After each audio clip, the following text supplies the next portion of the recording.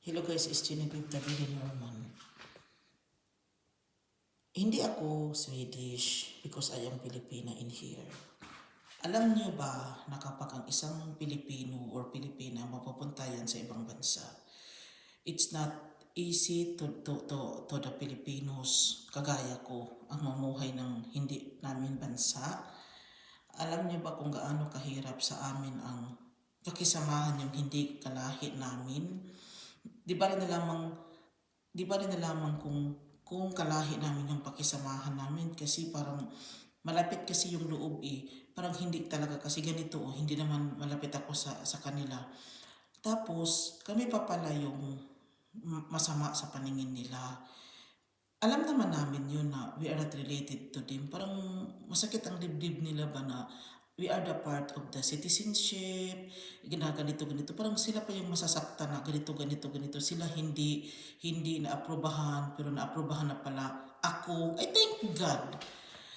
May gusto kong sabihin sa inyo guys ba, na itong si chili ko na ito, easy to watch, but it's hard to grow. Yung akin, hindi talaga makapareho yung mga countries. Sa totoo na lang. Sa akin na lang sitwasyon, nakuha kong ganituhin. Parang wala lang naman. Parang fun lang naman yung dating niya. Para bang I'm playing games sa mga pinagagawa ko. Pero may twist kasi yan.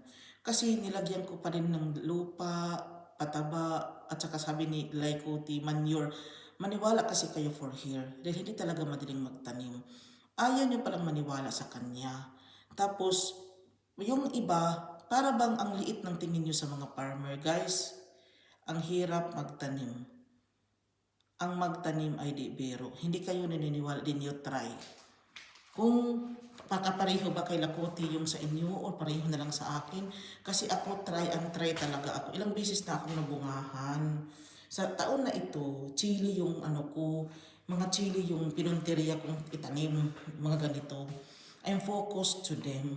Kaya yung tumatir ko, parang nag-shutdown na lang siya dahil nakapokus na lang ako sa chili kasi yan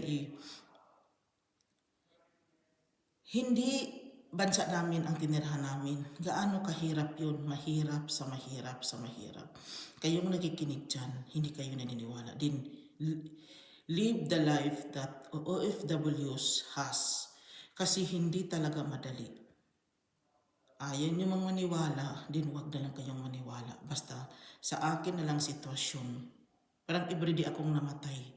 Everyday akong nagluksa. But it's okay. Ganun talaga ang buhay. I putting myself into this para sumaya ako. May twist naman yung buhay ko. Ang buhay talaga may twist yun kahit ano pang sabihin natin. For me na lang, nahanap ko na yung kaligayahan ko kahit mag-isa lang ako. Aminin ko, hindi masayang nag-iisa sa mundo. Aminin ko, the family is your everything. But kung ganito ka, then okay lang naman. Hindi naman ito idea ng asawa ko. Ginaganito ko lang naman kasi nag-empty kasi siya dito. Tatanggalin lang naman namin kung mayroon talagang gustong ilagay. For now, tinaniman ko talaga sila dahil I have parang goals and views and nakikita ko. Basta para sa akin, I'm happy about I have done to my life. Hindi na nila ako maintindihan sa mga pinagsasabi ko. Okay lang, buhay ko naman ito, makinig lang naman kayo or hindi. Guys, dito na lang ako. Maraming salamat. Bye.